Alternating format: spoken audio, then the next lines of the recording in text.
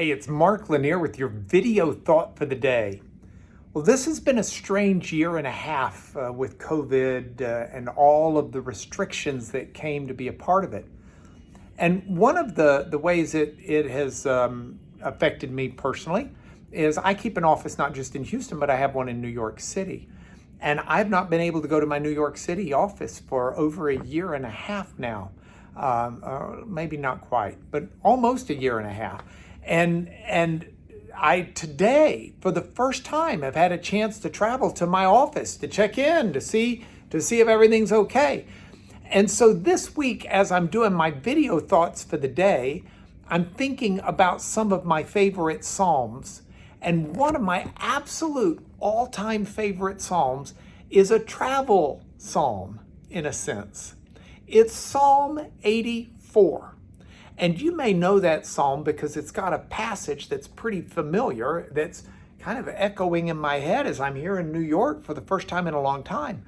The passage is down around the 11th verse or so, where it says, "A day in your courts is better than 1,000 elsewhere." It says, "I'd rather be a doorkeeper at the house of God than dwell in the tents of wicked people."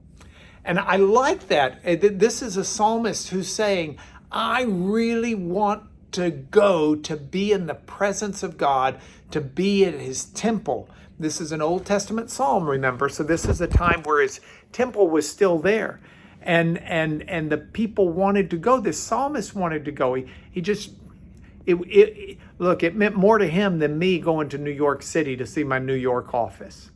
As much fun and as wonderful and vibrant as New York City is, doesn't hold a candle to time in the presence of the Lord.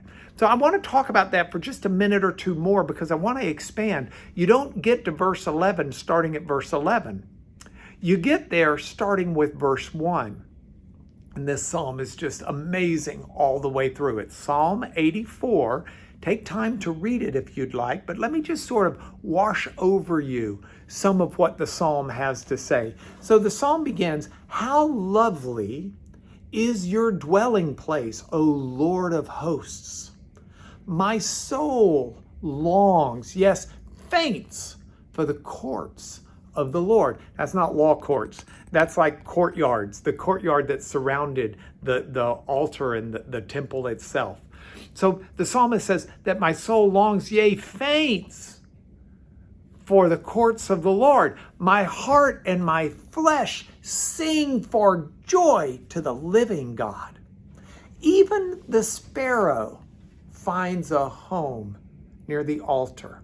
It's a sparrow and a swallow, they're both in that verse. But the idea is birds even want to make their nests and lay their eggs near the presence of the Lord. And then there's this really profound verse that says, "Blessed are those whose strength is in you."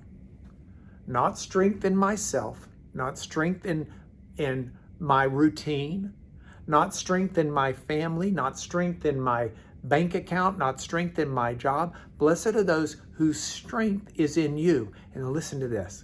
It says, "In whose hearts are highways to Zion." That means in whose, well, the Hebrew word lev for heart is where they thought the mind was. So it means in your thoughts, all roads lead to God.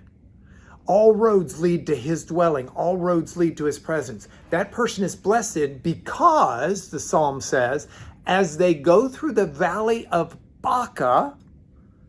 You may be saying, what's the valley of Baca? Well, in Hebrew, Baca means tears.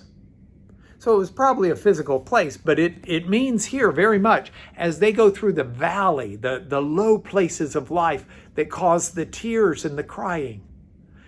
They make it a place of springs.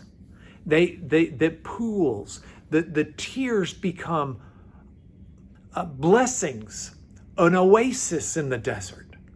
That's what happens to the people whose hearts and whose minds are highways to the presence of God. They go, the psalmist says, from strength to strength.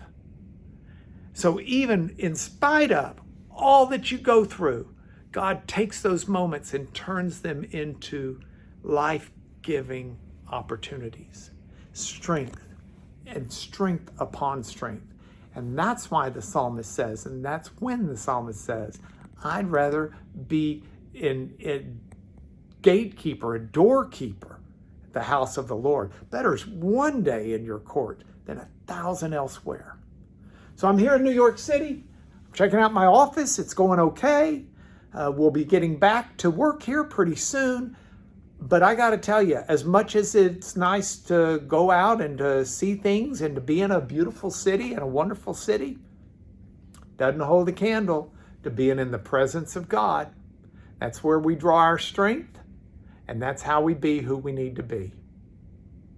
God bless you. That's your video thought for the day.